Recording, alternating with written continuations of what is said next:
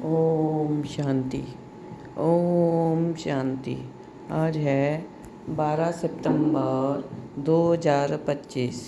साकार महावाक्य। बाबा कहते, मीठे बच्चे, तुम्हारी पढ़ाई का सारा मदार है योग पर। तुम्हारी पढ़ाई का सारा मदार है योग पर। योग से ही आत्मा पवित्र बनती है, विक्रम विनाश होते हैं। तुम्हारी पढ़ाई का सारा मदार है योग पर। योग से ही आत्मा पवित्र बनती है, विक्रम विनाश होते हैं। माना जब हम बाबा की याद में होते हैं तो जो हमने पुराने विक्रम किए हुए होते हैं 63 जन्मों से, जब से द्वापर युग शुरू होता है और अब संगम युग पर हम बाबा की याद में रहते हैं तो हमारे विक्रम विनाश होते हैं। और जो आगे जो हमने कर्म कर रहे होते हैं तो वो विक्रम नहीं होते, क्योंकि हमें पता चल गया कि कर्म विक्रम अक्रम किसको कहते हैं। तो आज का प्रश्न है, कई बच्चे बाप का बनकर फिर हाथ छोड़ देते हैं, कारण क्या होता है? कई बच्चे बाप का बनकर फिर हाथ छोड़ देते हैं, कारण क्या होता है? उत्तर है, बाप को पूरी रीति ना पहचानने के कारण, पूरा निश्चय बुद्धि ना होने के कारण 8-10 वर्ष के बाद भी बाप को फारकती दे देते हैं, हाथ छोड़ देते हैं, पद भ्रष्ट हो जाता है। सेकंड, क्रिमिनल आई होने से माया की ग्रहचारी बैठ जाती है, अवस्था नीचे ऊपर होती रहती है तो भी पढ़ाई छूट जाती है। ओम शांति। रूहानी बच्चों प्रति रूहानी बाप समझा रहे हैं, अभी समझते हो कि हम सब रूहानी बेहद के बाप के बच्चे हैं। इनको बाप दादा कहा जाता है। जैसे तुम रूहानी बच्चे हो, वैसे ये ब्रह्मा भी रूहानी बच्चा है शिव बाबा का। शिव बाबा को रथ तो जरूर चाहिए ना, इसलिए जैसे तुम आत्माओं को ऑर्गन्स मिले हुए हैं कर्म करने के लिए, वैसे शिव बाबा का भी ये रथ है, क्योंकि ये कर्म क्षेत्र है जहाँ कर्म करना होता है। वे है घर जहाँ आत्माएं रहती है। आत्मा ने जाना है कि हमारा घर शांति धाम है, वहाँ ये खेल नहीं होता। क्यों नहीं होता? क्योंकि वहाँ पे शरीर है नहीं, बतिया आदि कुछ नहीं होती, सिर्फ आत्माएं रहती है। यहाँ आती है पाठ बजाने, कहाँ पर? स्थूल धरती पर, ये जो जहाँ पे हम मनुष्य आत्माएं रह रही हैं स्थूल वतन में। तुम्हारी बुद्धि में है ये बेहद का ड्रामा है। जो एक्टर्स हैं उन्हों की एक्ट शुरू से लेकर अंत तक तुम बच्चे नंबरवार पुरुषार्थ अनुसार जानते हो।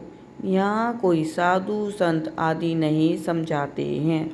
यहाँ हम बच्चे बेहद के बाप के पास बैठे हैं।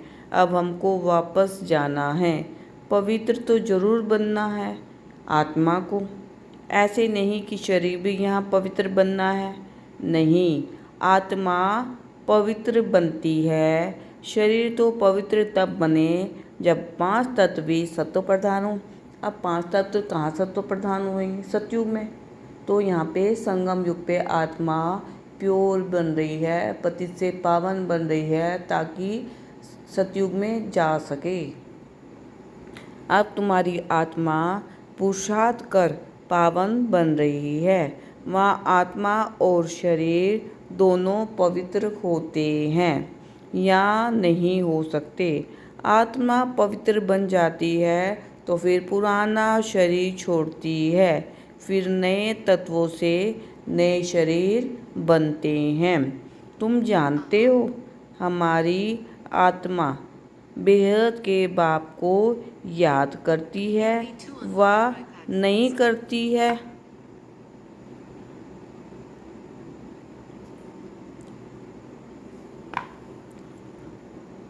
यहाँ तो हर एक को अपने से ही पूछना है। पढ़ाई का सारा मदार है योग पर। पढ़ाई तो सहज है, समझ गए हैं कि चक्कर कैसे फिरता है। मुख्य है ही याद की यात्रा, यह अंदर गुप्त है, देखने में थोड़ी आता है। बाबा नहीं कह सकते कि ये बहुत याद करते हैं व कम। हाँ, ज्ञान के लिए बता सकेंगे कि ये ज्ञान में बहुत तीखा है। याद याद का तो कुछ देखने में नहीं आता है, ज्ञान मुख से बोला जाता है। याद तो है आ जपा जाप। जाप अक्षर भक्ति मार्ग का है। जाप माना कोई का नाम जपना। यहाँ तो आत्मा को अपने बाप को याद करना है। तुम जानते हो, हम बाप को याद करते करते, पवित्र बनते बनते मुक्तिधाम शांतिधाम में जाकर पहुँचेंगे। ऐसे नहीं कि ड्रामा से मुक्त हो जाएंगे। मुक्ति का अर्थ है दुख से मुक्त हो, शांति धाम जाएं, फिर सुख धाम में आएंगे। पवित्र जो बनते हैं वह सुख भोगते हैं। अपवित्र मनुष्य उन्हों की खिदमत करते हैं। पवित्र की महिमा है, इसमें ही मेहनत है। आंखें बड़ा धोखा देती है, गिर पड़ते हैं। नीचे ऊपर तो सबको होना पड़ता है। ग्रहचारी सबको लगती है। बल बाबा कहते बच्चे भी समझा सकते हैं। फिर कहते हैं माता गुरु चाहिए, क्योंकि अब माता गुरु का सिस्टम चलता है। आगे पिताओं का था, अभी पहले पहले कलश माताओं को मिलता है। माताएं मेजॉरिटी में हैं। कुमारियाँ राखी बांधती हैं पवित्रता के लिए। भगवान कहते हैं काम महाशत्रु है, इस पर जीत पहनो। रक्षा बंधन पवित्रता की निशानी है। वो लोग राखी बांधते हैं, पवित्र तो बनते नहीं हैं। वह सब है आर्टिफिशियल राखी, कोई पावन बनाने वाले नहीं हैं। इसमें तो ज्ञान चाहिए। अभी तुम राखी बांधते हो, अर्थ भी समझाते हो, यह प्रतिज्ञा कराते हैं। जैसे सिख लोगों को कंगन निशानी होती है, परंतु पवित्र तो बनते नहीं। पतित को पावन बनाने वाला सबका सद्गति दाता एक है, वह भी देहधारी नहीं है। पानी की गंगा तो इन आँखों से देखने में आती है। बाप जो सद्गति दाता है, उनको इन आँखों से नहीं देखा जाता। आत्मा को कोई भी देख नहीं सकते कि वह क्या चीज़ है। कहते भी हैं हमारे शरीर में आत्मा है, उनको देखा है? कहेंगे नहीं। और सब चीज़ें जिसका नाम है वह देखने में ज़रूर आती है। आत्मा का भी नाम तो है। कहते भी हैं भृगुटी के बीच चमकता है अजब सितारा, परंतु देखने में नहीं आते हैं। परमात्मा को भी याद करते हैं, देखने में कुछ नहीं आएगा। लक्ष्मी नारायण को देखा जाता है इन आँखों से। लिंग की भल पूजा करते हैं, परंतु वह कोई यथार्थ रीति तो है नहीं। देखते हुए भी जानते नहीं हैं परमात्मा क्या है, यह कोई नहीं जान सकते। आत्मा तो बहुत छोटी बिंदी है, देखने में नहीं आती है। ना आत्मा को न परमात्मा को देखा जा सकता है, जाना जा सकता है। अभी तुम जानते हो हमारा बाबा आया हुआ है इनमें। किसमें? ब्रह्मा बाबा में। इस शरीर की अपनी आत्मा भी है। फिर परमपिता परमात्मा कहते हैं मैं इनके रथ पर विराजमान हूँ। रथ माना शरीर, इसलिए बाप दादा कहते हो। अब दादा को तो इन आँखों से देखते हो, बाप को नहीं देखते हो। जानते हो बाबा ज्ञान का सागर है, वह इस शरीर द्वारा हमको ज्ञान सुना रहे हैं। वे ज्ञान का सागर पतित पावन है। निराकार रास्ता कैसे बताएंगे? प्रेरणा से तो कोई काम नहीं होता। भगवान आते हैं ये किसको भी पता नहीं है। शिव जयंती भी मनाते हैं तो ज़रूर यहाँ आता होगा ना। तुम जानते हो अभी वह हमको पढ़ा रहे हैं। बाबा इसमें आकर पढ़ाते हैं। बाप को पूरी रीति ना पहचानने के कारण, निश्चय बुद्धि ना होने के कारण 8-10 वर्ष बाद भी फारकती दे देते हैं। माया बिल्कुल ही अंधा बना देती है। बाप का बनकर फिर छोड़ देते हैं तो पदभ्रष्ट हो जाता है। अब तुम बच्चों को बाप का परिचय मिला है तो औरों को भी देना है। ऋषि मुनि आदि सब नेति नेति करते गए। आगे तुम भी जानते नहीं थे। अभी तुम कहेंगे हाँ हम जानते हैं तो आस्तिक हो गए। सृष्टि का चक्कर कैसे फिरता है यह भी तुम जानते हो। सारी दुनिया और तुम खुद इस पढ़ाई के पहले नास्तिक थे।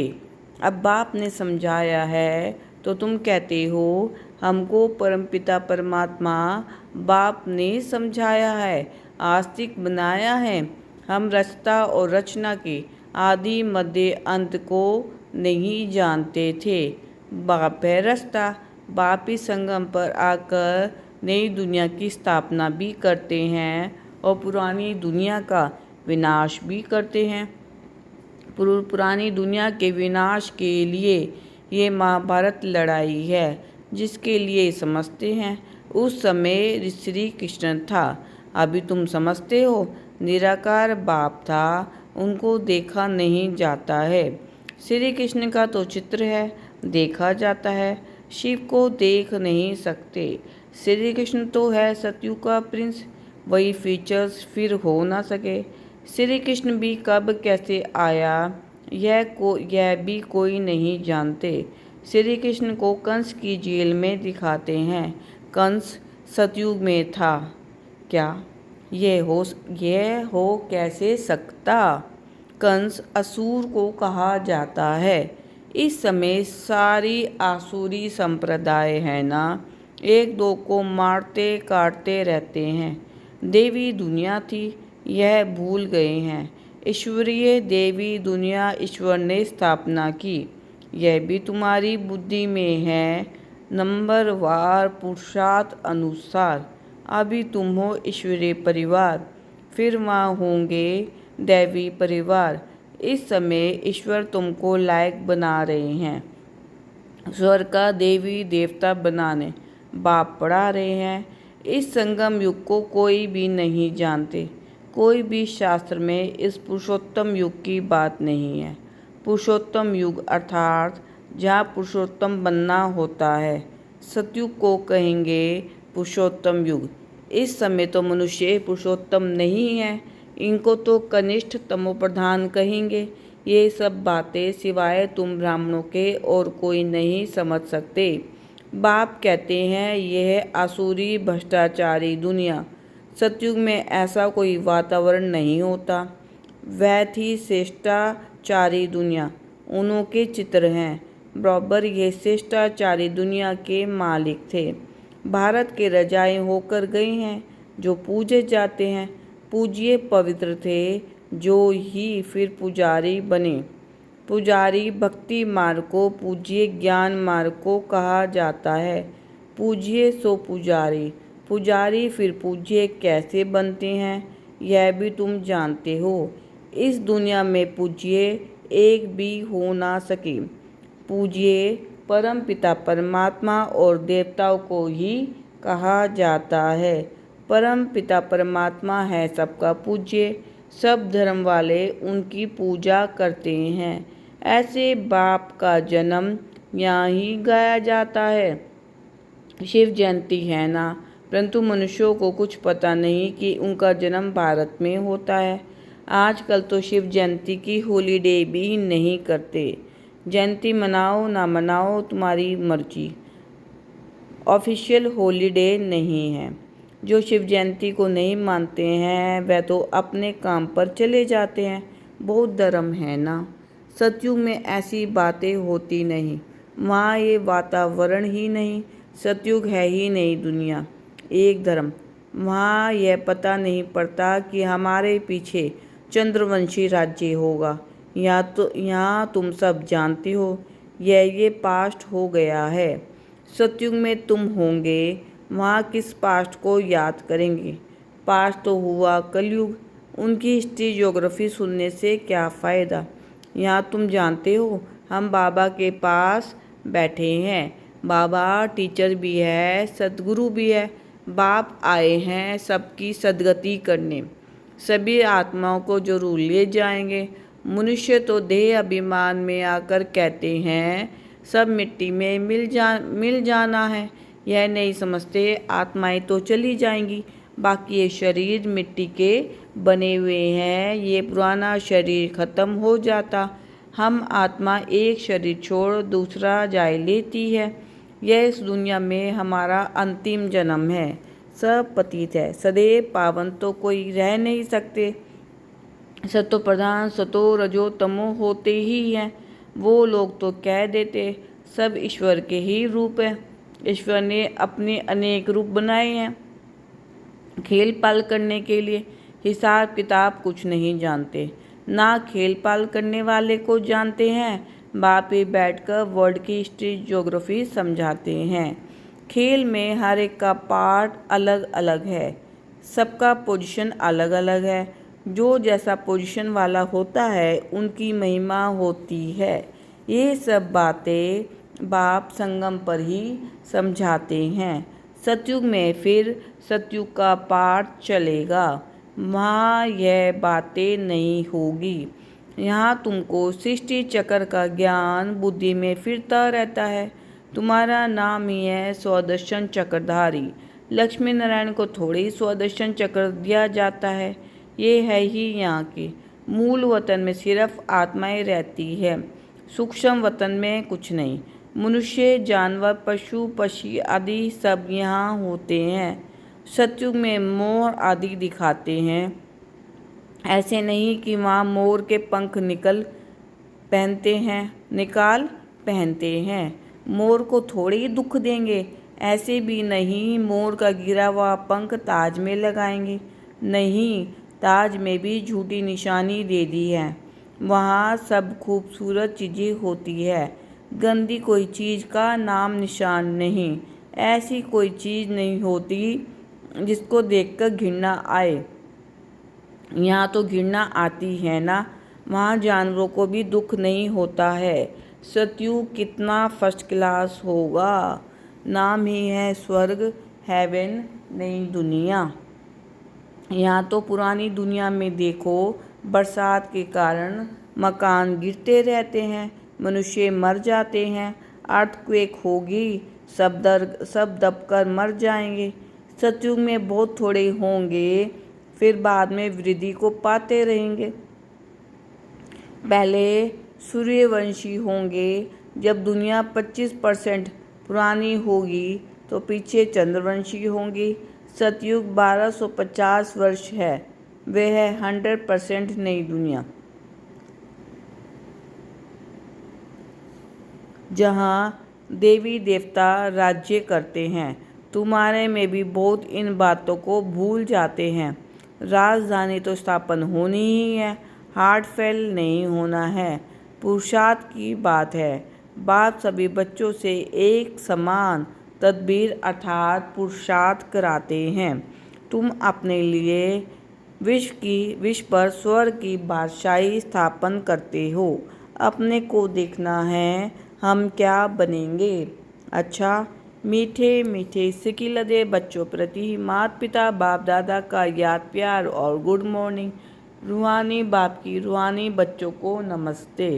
हम रूहानी बच्चों की रूहानी बाप दादा को दिल व जान से सिखवा प्रेम से नमस्ते, गुड मॉर्निंग, शुक्रिया मीठे मीठे बाबा।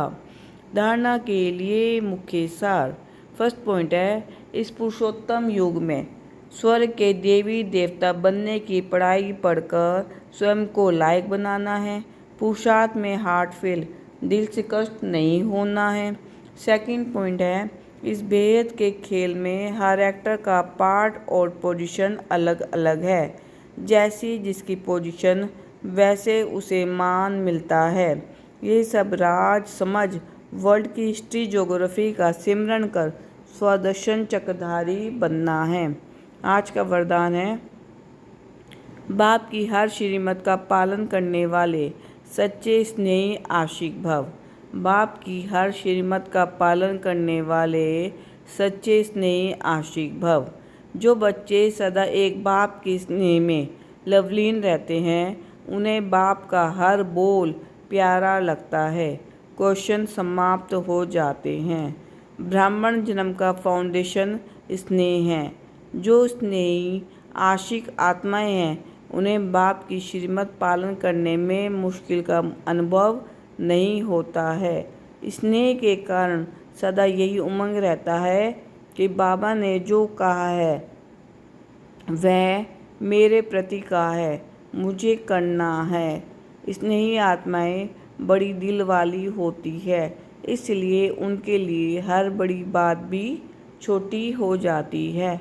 आज का स्लोगन है, कोई भी बात को फील करना ये भी फेल की निशानी है। कोई भी बात को फील करना ये भी फेल की निशानी है। अव्यक्त इशारे।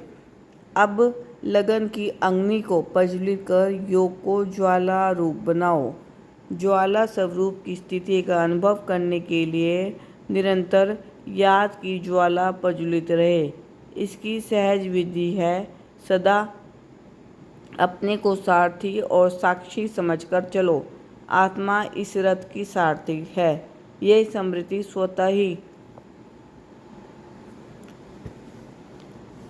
इस रथ अर्थात देह से व किसी भी प्रकार के देह भान से न्यारा बना देती है।